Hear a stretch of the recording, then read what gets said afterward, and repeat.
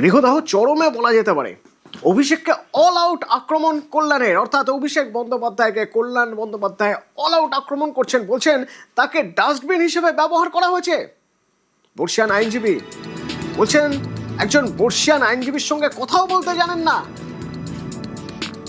এত ঔদ্ধত্য যে সময় থেকে শিক্ষা পায়নি, মারাত্মক মারাত্মক অভিযোগ করছেন একের পর এক কল্যাণ বন্দ্যোপাধ্যায়।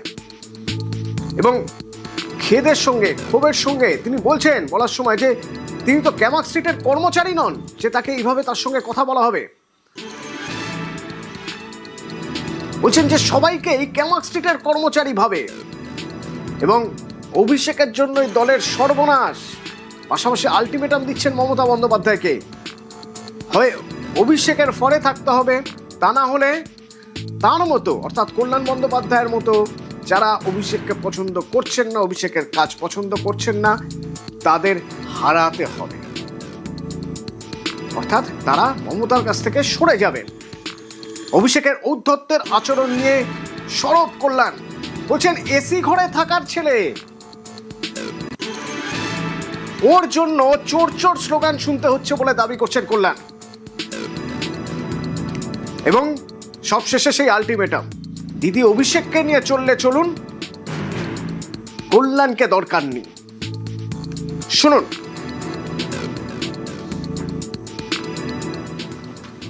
সিআইডি নিয়ে একটা মামলা ছিল, সিআইডি যে ডেকে পাঠিয়েছে নোটিশ দিচ্ছে উইটনেস হিসেবে, সেটা ক্রিমিনাল ডিভিশনে আমি মামলা ফাইল করেছি। গত শুক্রবার দিন ভেকেশন বেঞ্চে মামলাটা ছিল, 221 আইটেম, ওই 214-15 পর্যন্ত হলো, তারপর তো ম্যাটার রিচ করলো না। তখন আমি মেনশন করলাম, মেনশন করার পরে জজ সাহেব আমাকে বললো বুধবার দিন মামলাটা থাকবে। তো বুধবার দিন মামলা থাকবে, কালকে সকালে মামলা ছিল না লিস্টে। মঙ্গলবার দিন থেকে জানো তো সার্চ হয়েছে অনেক, ক্যামাক স্ট্রিটে, তারপর দিদির অফিসে, সেখানেও আমি উপস্থিত ছিলাম, অনেক দেরিতে গেছি। কালকে জাস্টিস কৌশিক চন্দ্র ঘরে মেনশন করে আমি বললাম যে ম্যাটারটা খুব আর্জেন্ট, আমার সার্চ হয়েছে, হয়েছে, তুমি মামলাটা নাও। তখন জজ সাহেব বললো ঠিক আছে মিস্টার বন্দ্যোপাধ্যায়, আমি কালকে নেবো। আমি খুবই অসুবিধার মধ্যে রয়েছে, যে কোনো মুহূর্তে অ্যারেস্ট হয়ে যেতে পারে। বললো আমি কালকে নেবো, তুমি সকালে এসো, মামলা কালকে আমি নেবো। এবারে আমি এখানে চেম্বারে বসে আছি, বেলা 12:30টার সময় একজন লয়ারকে পাঠিয়েছে, আগে সঞ্জয় বসুর সঙ্গে ছিল অ্যাকুইলা, সে এসে বলে একটা রিট পিটিশন ফাইল হচ্ছে সার্চ নিয়ে, সার্চ অ্যান্ড।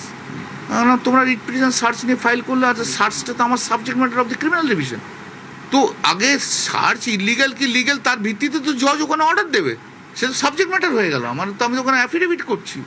তো তোমরা একবার কেউ আমাকে জানালে না রিট পিটিশন ফাইল করেছো? বলে না, ওপর থেকে ইনস্ট্রাকশন এসছে। না, কিশোর দত্ত করছে, আমরা করুক কিশোর, তাহলে কোনো অসুবিধা নেই আমার, কিন্তু তোমরা আমাকে দেওয়ার মামলা করো, কারণ তোমাদের যখন ডিফারেন্ট ওপিনিয়ন ডিফারেন্ট লোকের রয়েছে, তাহলে আমাকে করার দরকার নেই। আমাকে ডাস্টবিন হিসেবে ট্রিট করো না, আমাকে বলে দাও ঘন্টাখানেকের মধ্যে আমি করবো কি করবো না, কিছু জানাইনি। আমি সন্ধ্যেবেলায় কালকে পড়ে আবার রেডি হলাম, যে মামলা করতেও কিছু যখন জানাইনি। রাত্রি 12:30টার সময় আমার ছেলেকে টেক্সট করে বলেছে যে আমাকে থাকার দরকার নেই, অয়ন ভরচার্জ থাকবে। তো আমি মামলা ছেড়ে দিয়েছি, এত জুনিয়র ছেলেরা থাকবে। আমি 45 ইয়ার্স প্র্যাকটিস, একটা সিনিয়র লয়ারের সঙ্গে কীভাবে কথা বলতে হয় সেটা কিচ্ছু জানে না, এত অ্যারোগেন্সের কী আছে?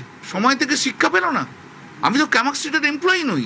আজকে বুঝতে হবে যে ওর জন্য দলটা সর্বনাশ হয়েছে, সেটা যদি না বোঝে তাহলে আর কিচ্ছু করার নেই। ওর অ্যাটিটিউড, ওর অ্যারোগেন্স, আমি হচ্ছে পশ্চিমবাংলার নাম্বার 1 সৎ পলিটিশিয়ান, আমি বলে দিলাম। আর ওর জন্য আজকে আমাদের চোর শুনতে হচ্ছে।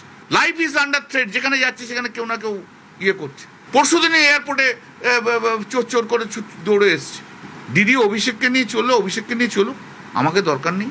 আর অভিষেককে বাদ দিয়ে দিদি চলে যদি, আমি দিদির পাশে আছি। অভিষেক বন্দ্যোপাধ্যায় এয়ার কন্ডিশন ঘরে থাকার ছেলে, অভিষেক বন্দ্যোপাধ্যায় তো আর জানে না কত পরিশ্রম করতে কি করতে হয়। ও সবাইকে ধরে নিয়েছে ওর ক্যামাক স্ট্রিটের এমপ্লয়ি, হবে না এসব, আমি পারবো না।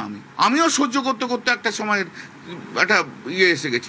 2022-এ আমি এই কথা বলেছি, আপনাদের সবাইকার কাছে সেই ভিডিও আছে, নতুন করে আমি কিছু বলছি না। আজকে এই বিপদের দিনে দাঁড়িয়ে আমি দিদির পাশে আছি। তাকে পর্যন্ত কিভাবে রেসপেক্ট করতে হয় সে জানে না, সে যদি না জানে আর তাকে জানতে হবে না।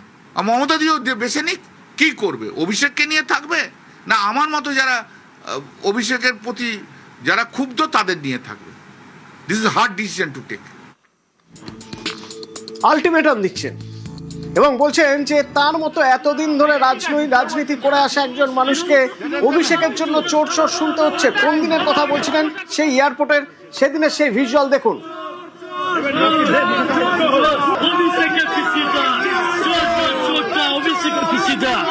অভিষেকের পিসি চোর, এক উপরে চোর, উনি তৃণমূলের সব থেকে বড় চোর, সব থেকে বড় চোর কল্যাণ বন্দ্যোপাধ্যায়। কল্যাণ বন্দ্যোপাধ্যায় সবাই চোর, তৃণমূলের সবাই চোর।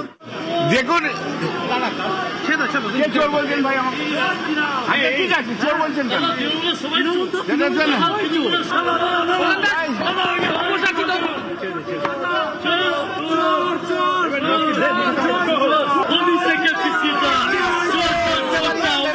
চোর কেন বলছেন? তখন সবাই বলছে তৃণমূলের সবাই চোর। আজ কল্যাণের অভিযোগ অভিষেক বন্দ্যোপাধ্যায়ের জন্য এতদিন ধরে রাজনীতি করে তাকে চোর চোর শুনতে হচ্ছে। দেখুন কল্যাণের পাশে দাঁড়িয়ে সরব কুণাল ঘোষ। আমি অভিষেককে যথেষ্ট ভালোবাসি এবং নেতা হিসেবে শ্রদ্ধা করি এবং তাকে আমি দলের নেতা হিসেবে সম্মান করি, কিন্তু আমি কল্যাণ বন্দ্যোপাধ্যায় আমার সিনিয়র নেতা, তার কোনো কথাকে আমি কন্ট্রাডিক্ট করব না। একাধিক অ্যাসাইনমেন্ট দেওয়া হয়েছে, খুব সাকসেসফুলি সেই অ্যাসাইনমেন্ট গুলো করার পর তারপর আচমকা সেখান থেকে সরিয়ে সম্পূর্ণ অন্য লোককে দায়িত্ব দেওয়া হয়েছে, তার ভরপুর ডুবিয়েছে। আলাদা আলাদা মিটিং করে অন্য দলের পৃষ্ঠপোষকতা নিয়ে বিপ্লব না করে কার বাড়িতে বৈঠক, তখন মনে হয় যেন উদ্দেশ্যটা অন্য, তখন আমরা অভিষেকের কাঁধে বন্দুক রাখছি। কিন্তু কল্যাণের যে পদ্ধতিটা যেভাবে বলছেন, তিনি কিন্তু অন্য কোনো দলের সঙ্গে তার কোনো যোগাযোগ রেখে তিনি এই কাণ্ডটা করেননি, ফলে এই দুটোর মধ্যে কিন্তু তফাৎ আছে।